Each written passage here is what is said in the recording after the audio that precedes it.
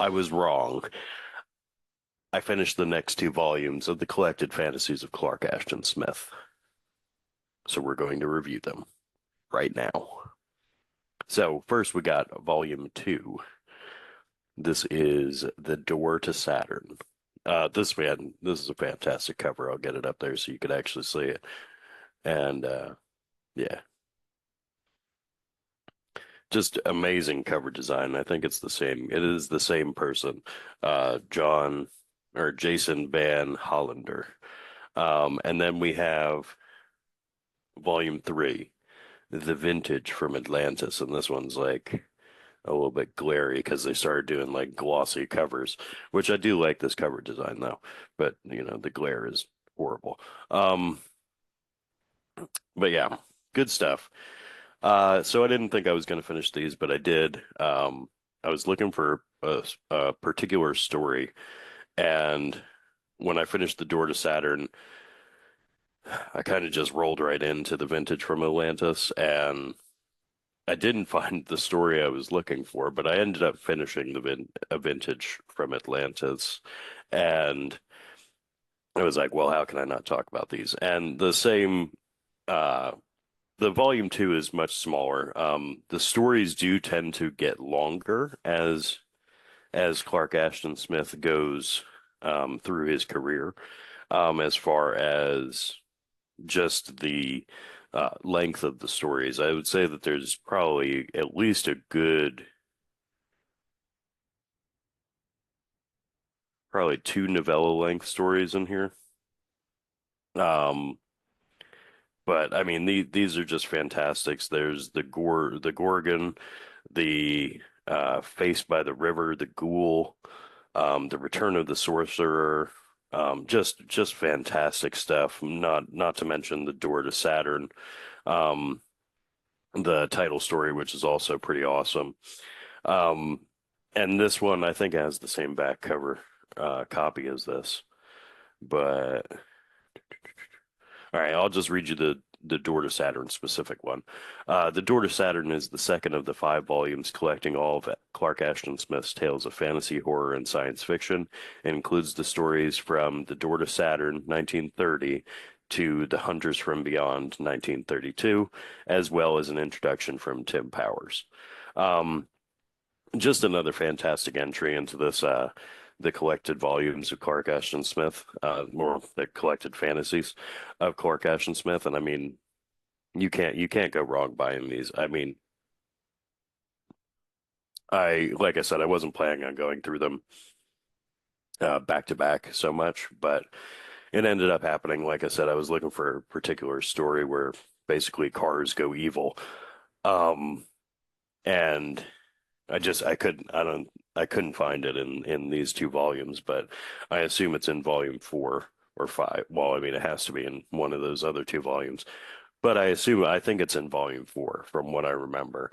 Um, but yeah, and then A Vintage to Atlantis is much longer, and these are where the stories really get uh, um more towards that novella length. Like there's quite a few stories that go on for basically several chapters. Um, and then there's also some shorter stuff in here, but there are some that are quite long, and you could tell that they were probably the stuff that was serialized through Weird Tales, rather than just like publishing the short story and that being like a one-off deal. You could tell that these were kind of serialized. But yeah, Vintage from Atlantis is another just fantastic collection of horror and science fiction and just a mix of everything. This one goes from the holiness of Azadarak to the god of the asteroid. And this one has an introduction by Michael Dirda.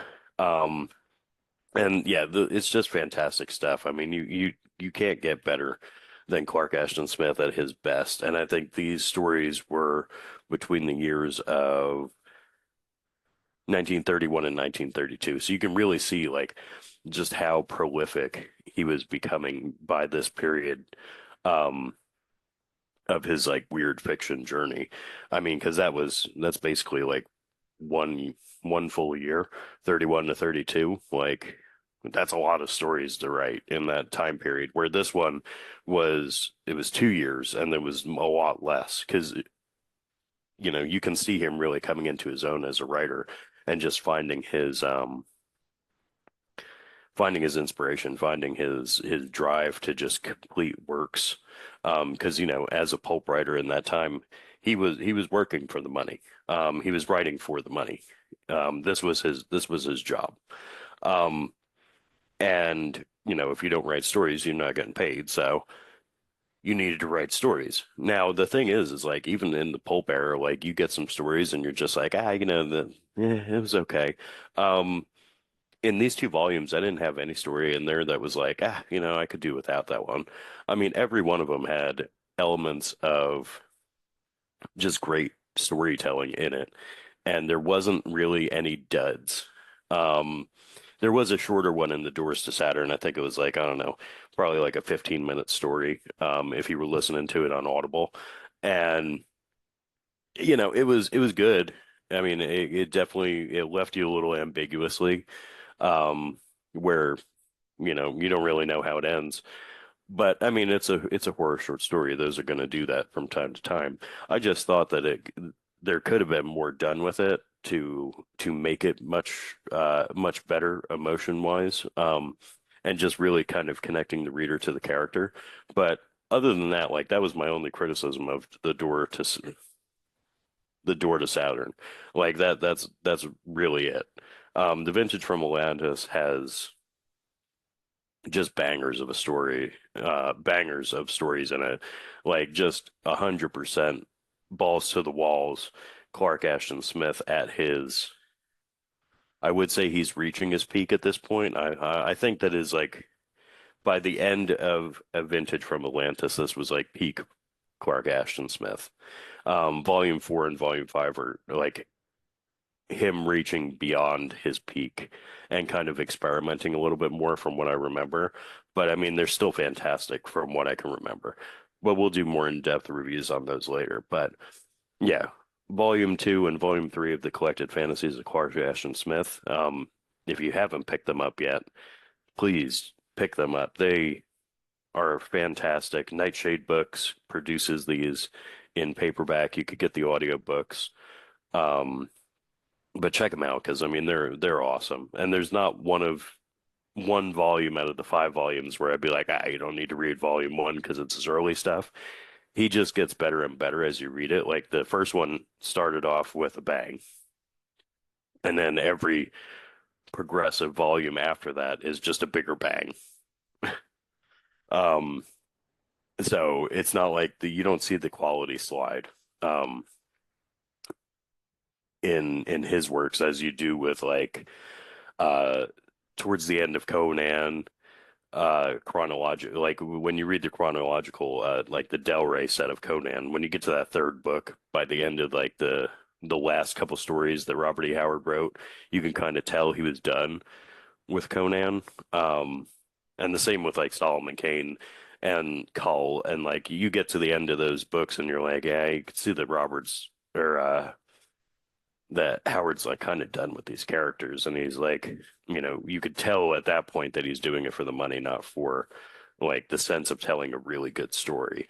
Um, with these, you don't get that sense. I mean, granted, Clark Ashton Smith didn't have running characters like Solomon Kane, Conan, Cull, El Barak. Like he doesn't have those memorable characters so much that you get from others, but I mean, he was very much closer to um, a more prosaic writing kind of H.P. Lovecraft with a little less racism, um, and just way better line by line writing. Very poetic, very prosy. Um, like this stuff, I don't know how the Library of America hasn't done a Clark Ashton Smith or Robert E. Howard volume yet, but they've done an H.P. Lovecraft one. So like that doesn't make any sense to me. Library of America, get the fuck on it. Because Clark Ashton Smith is a way finer writer than any of the other pulp era people that you published. So get on that shit, Library of America. Like this Clark Ashton Smith we're talking about. Um, but anyway, I've digressed long enough onto that topic. So I don't know when I'm going to get to the other one. I just started it, so I'm not going to run through it as fast this time, just because I do want to plan it out, and I am still reading The Ferryman, which is taking me a little bit longer than I would like. But like I said, life is being a pain in the ass right now, and it's getting in the way of me making YouTube videos, and I don't like that. Um, and it's kind of killing my reading time. So I have a lot more time to listen though. So I am going to be doing book 4 and 5 probably on Audible. Because I read most of Door to Saturn, but then I listened to the rest of it, and then all of A Vintage from Atlantis I listened to, just because I was doing administrative shit for my book editing business, and I hate doing the book, so I need to listen to something to kind of take my mind off of the monotony of Excel spreadsheets and all that crap. Um, so yeah, I was listening to Vintage from Atlantis, and then it just kind of spiraled into, yeah, I guess I'm listening to this all day while I mow the lawn, and ended up finishing it, and I was like, oh shit. Um, but but yeah, so I hope you enjoy this review, and if you do, like, comment, and subscribe. And until next time, read because reading is fundamental.